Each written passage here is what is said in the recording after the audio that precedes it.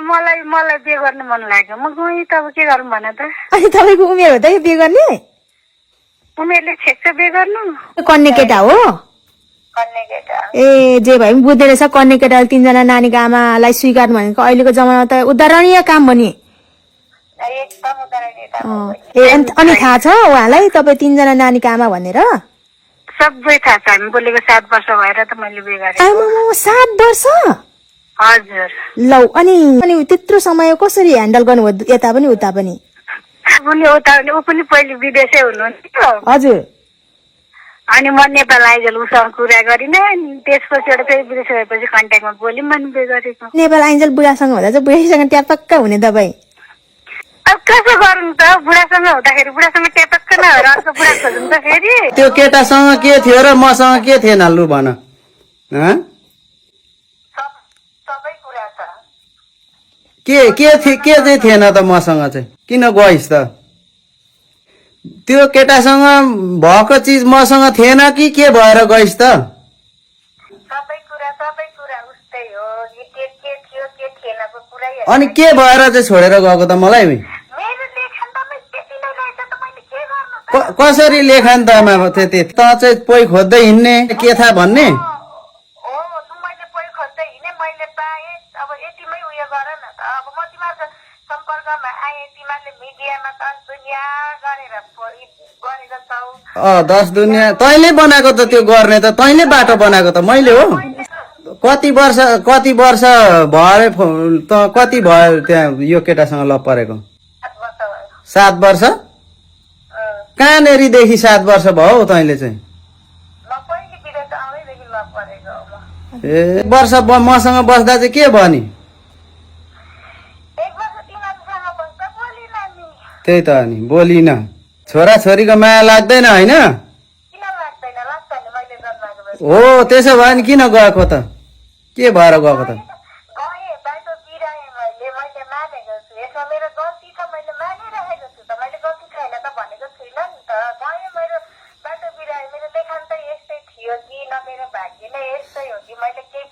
तँलाई चाहिँ यत्रो उमेर भयो 35-36 वर्षमा बिहे गर्नु लाज हुँदैन त्यो नानीहरूको बिहे गर्ने बेला भएको छ के भएको त अनि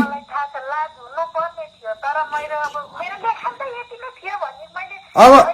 यहाँ सुन मेरो जिन्दगी बिगारिन सरे तैँले मैले तिमीलाई केमा नराम्रो गरेको थिएँ मैले भन मलाई त्यसको स्पष्ट गराउँदेऊ होइन मैले तिमीलाई के नराम्रो भनेको थिएँ कि मैले के भनेको थिएँ र तिमी त्यसरी हिँड्यौलु भन मलाई किन भन्नु पर्दैन त तिमी कोसँग आएको थियौ पहिले ए कोहीसँग आएको थिएनौ ती तीनवटा बच्चा कहाँबाट भयो ती तीनवटा बच्चा चाहिँ कहाँबाट भयो कताबाट अनि अहिले चाहिँ के भनेर बसिरहेछौ तिमी तिमीले मलाई के भनेको थियौ र मलाई राम्रो हुँदैन भोलि यहाँ तुरुन्त आइज होइन भने म पुलिस थानामा जे हुन्छ त्यही गर्छु अनि मेरो जिन्दगी किन बिगारिस् भन् मेरो जिन्दगी किन बिगारिस् किन बिग्रिँदैन मेरो सबै बिग्रेको छ मेरो छोराछोरीको जिम्मा मैले बोकेको छु सबै बिग्रेको छ मलाई के भएर मलाई कसरी बिगारिनस् तैँले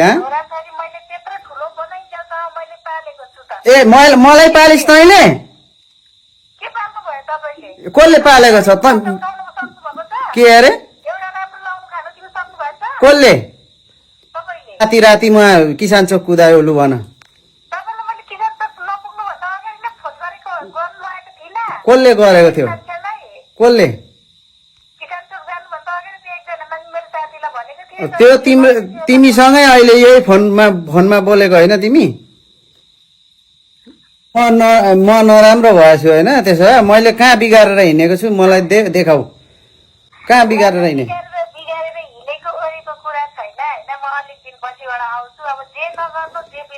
त्यो थपक्क भोलि आइपुग यहाँ गर्नु लु त्यही त। तपाईको पैसा तपाईको हिम्मत छ गर्नु म काठमाडौँदेखि आजको भोलि कसरी आउन सक्छु किन आउँदैन 45 मिनटमा आइपुग्छ यहाँनिर प्लेन चढेर आइज तिमीहरूले पैसा कमाएर राख्नुदिएको छ र त्यही त अनि यहाँ आइज म पैसा दिन्छु यहाँ आइज तैँले मलाई तैँले केसम्म गरेछस् मातेर भन् त मातेर केसम्म गरेछस् मैले म काम गरेर आउँदा धरि भात तिउन नपकाउने मातेर लडी बस्ने तै होइन हो मै थिएँ हो कि होइन मलाई त थाहा हुँदैन थियो त कसरी कामेर रक्सी खाएर कामेर हात थरथर पारेर कामेर बस्थिस् त्यही भएर मैले तँलाई विदेश पठाएको थिएँ तँलाई पहिला जा भनेर पैसा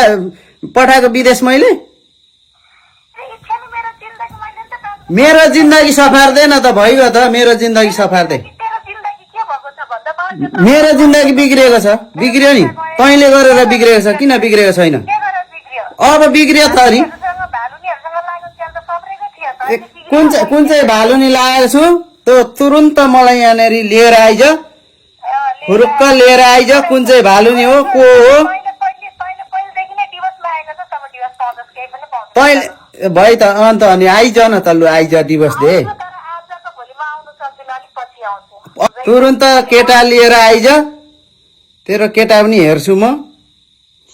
मेरो केटा किन हेर्नु पर्यो तुरुन्त लिएर आइज यहाँ भोलि नै आइज भोलि आइपुग यहाँ खुरुक्क किन तसँग बे गरेर बिग्रेको छ मसँग पे गरेर कसरी बिग्रियो किन बिग्रेन त मैले तसँग बे नगरेको भए बा म अर्को अलिक राम्रो पाउँथे होला अन्त अब खोज्दा पनि त अझै पनि त थाहा नै हो हेर 40-50 वर्ष तै जस्तो गरेर हिँड्नुपर्ने मैले तपाईँ बाँकी राख्नुहुन्न के आजको भोलि चाहिँ कसरी आउने म मलाई के भनेको थियौ तिमीले के भनेको थिएँ के भनेको थियौ त्यो भन मलाई पहिले होइन मैले तिमीलाई केमा नराम्रो गरेको थिएँ मैले भन मलाई त्यसको स्पष्टीकरण देऊ होइन के स्पर्शन गर्न दिन आउँदैन मलाई केही पनि छैन मैले तिमीलाई के नराम्रो भनेको थिएँ कि मैले के भनेको थिएँ र तिमी त्यसरी हिँड्यौलु भन मलाई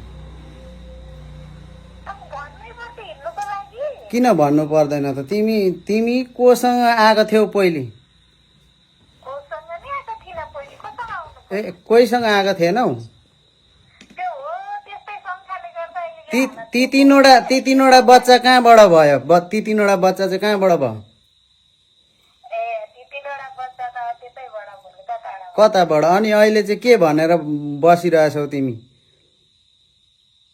हँ? भनेर बस्नु तिमीले मलाई के भनेको थियौ र मलाई रातिमा किसान चोक कुदायो लु भन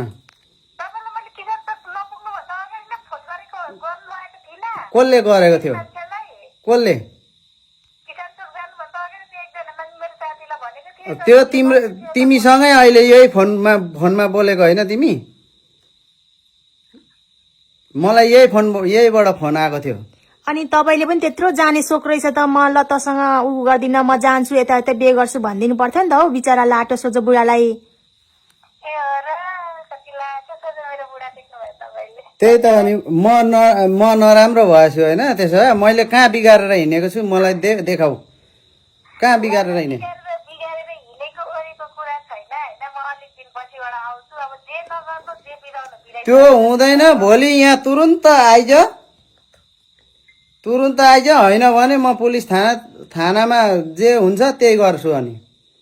के गर्नुहुन्छ तपाईँले मेरो जिन्दगी मेरो खुसीले म पाँच मेरो जिन्दगी किन बिगारिस् भन् मेरो जिन्दगी किन बिगारिस् बिग्रे चाहिँ के बिग्रे किन बिग्रिँदैन मेरो सबै बिग्रेको छ मेरो छोराछोरीको जिम्मा मैले बोकेको छु सबै बिग्रेको छ मलाई के भएर मलाई कसरी बिगारिनस् तैँले हँ छोराछोरी मैले त्यत्रो ठुलो बनाइन्छ त मैले पालेको छु त ए मलाई पालिस् तैँले के पाल्नु भयो तपाईँले कसले पालेको छ त लाउनु सक्नुभएको छ के अरे एउटा राम्रो लाउनु खानु दिन सक्नुभएछ कसले तपाईँले भोलि आइपुग यहाँ जानु पुलिसकोमा जानु के गर्नु सक्नुहुन्छ गर्नु लु त्यही त। तपाईँको पैसा तपाईँको हिम्मत छ गर्नु म काठमाडौँदेखि आजको भोलि कसरी आउन सक्छु किन आउँदैन 45 मिनटमा आइपुग्छ यहाँनिर प्लेन चढेर आइज तिमीहरूले पैसा कमाएर राख्नुदिएको छ र त्यही त अनि यहाँ आइज म पैसा दिन्छु यहाँ आइज दिइहाल्छस् नि मैले गरेको पैसा त्यही त अनि तैँले गरेको पैसा हो कि मैले गरेको पैसा हो कि कसले गरेको पैसा हो यहाँ आइज अनि छिनो पानो गरौँ अनि के गर्नुपर्ने छ अनि गरौँला सिधै हो सिधै पहिलेदेखि नै माग्नु खोजेको मसँग पहिले 5 वर्ष बस्दा नि मलाई दिनको रात केटा देखाइ त्यही त अनि मैले दिनकै रात केटा देखाएर त्यतिन्जेल तँ आएर के गरिस् तैँले के गरिस् त तँ आएर भन् केटा देखाइ कहिले मलाई तँसँग म विदेश 5 वर्ष बस्दा पनि अन्त अनि भनेको मैले सको थिएँ त्यो कुरो नगर मैले तैँले मलाई तैँले केसम्म गरेछस् मातेर भन् त मातेर केसम्म गरेछस् मैले म काम गरेर आउँदा धरि भात नपकाउने मातेर लडी बस्ने तै होइन हो कि होइन तँ कसरी कामेर रक्सी खाएर कामेर हात थरथर पारेर कामेर बस्थिस् त्यही भएर मैले तँलाई विदेश पठाएको थिएँ तँलाई पहिला जा भनेर पैसा पठाएको विदेश मैले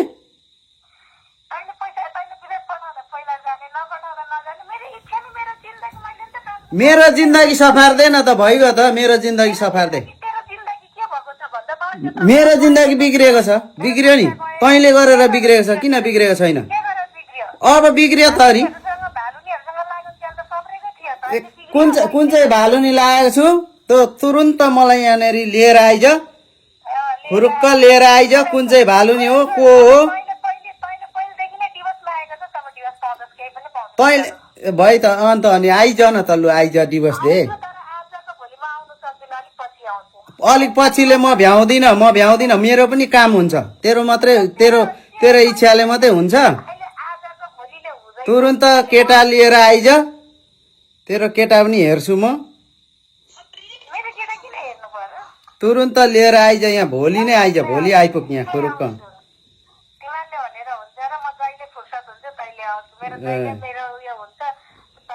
त्यो हुँदैन तँलाई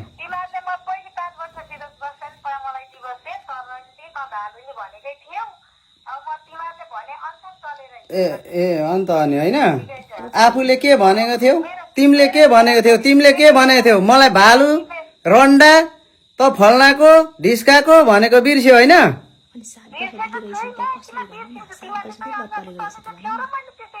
अहिले त्यही त गाउँमा कुरा देख्ने मान्छे ल्याऊ भोलि अब होइन देख्ने मान्छे लिएर आऊ होइन त्यही त सत्यवादी हो कि होइन कि देख्ने मान्छे लिएर आउनु तिमीले अब थपक्क कति वर्ष भरे त कति भयो त्यहाँ यो केटासँग लभ परेको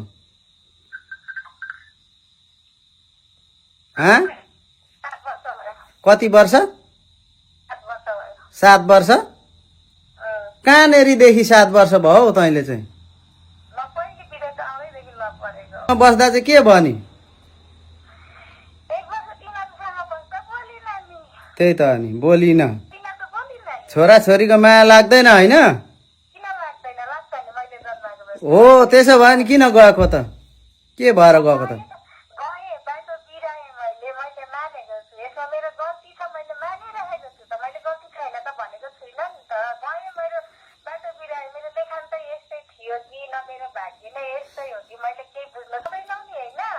तँलाई चाहिँ यत्रो उमेर भयो 35-36 वर्षमा बिहे गर्नु लाज हुँदैन त्यो नानीहरूको बिहे गर्ने बेला भएको छ के भएको त अनि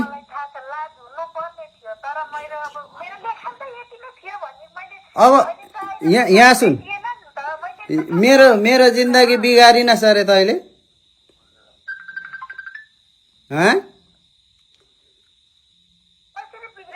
मेरो जिन्दगी कसरी बिग्रेन